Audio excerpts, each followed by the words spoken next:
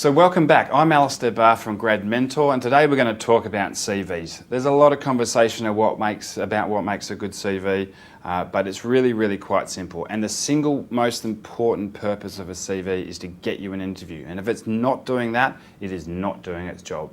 So, first thing, 2 pages. If you can't summarise your work experience and your education and so forth in 2 pages, then you've got a problem. People have worked 20 years in industries and can still get on 2 pages, so can you. Round photos. If you really must put a photo on your CV, you better be good looking. If you're not good looking, don't put a photo on. Or if the photo's not good quality, do not put a photo on. It only can detract from your CV.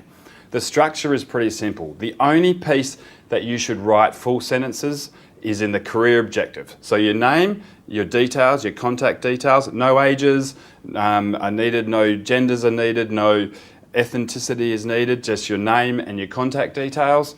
Your career objective is your first point, 2 sentences, 3 lines, what you really want to achieve in your career and how it relates to that job. This is the piece that you can personalise or link to the ad the job that you're applying for. Next, I believe is your skills and your work experience. When I look at a CV, I look first to work experience. What have you done? So the way to sort of lie that out is reverse chronological order. So the most recent work experience you've had with the most detail in it, what have you exactly achieved in that role? What's the role? What have you achieved in it? And then the next most recent job and next most recent job.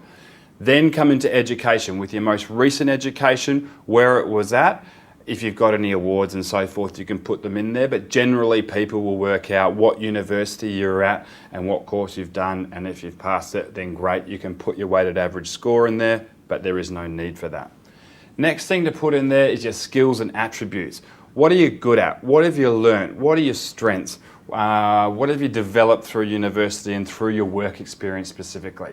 If you've been working at McDonald's and you believe that you've got really good customer service, put in there that you've got great customer service, that you've got conflict resolution, and all the things that you've learnt in that role. Make sure that goes in skills and attributes. Memberships and affiliates, that can go next, and I've seen people put that in there, that's great. But the second most important thing on a CV that I look at is extracurricular activities or interests. Making sure that you're not a robot, that you've got some interest outside of study. Tell us what you do for fun. That'll always be the first question I ever ask in an interview. Maybe not everybody's, but making sure that you have a life outside of study and work is really important. If you love playing tennis, if you love going to the football, if you love travelling, if you love cooking, it'll give people something else to talk to you about. Referees, available on request. That's completely acceptable to put that on there. And what that does is a couple of things. If the interviewer or the company is interested in speaking to you further, they'll call you and ask for your referee. So you know where you are in the process of hiring.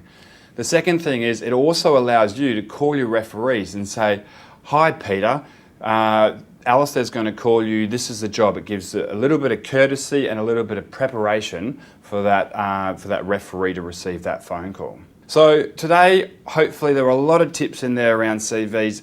People get really confused with it. Keep it simple. The main thing is the purpose of a CV is to get you an interview. If it's not getting you an interview, it's not working for you. See you next time.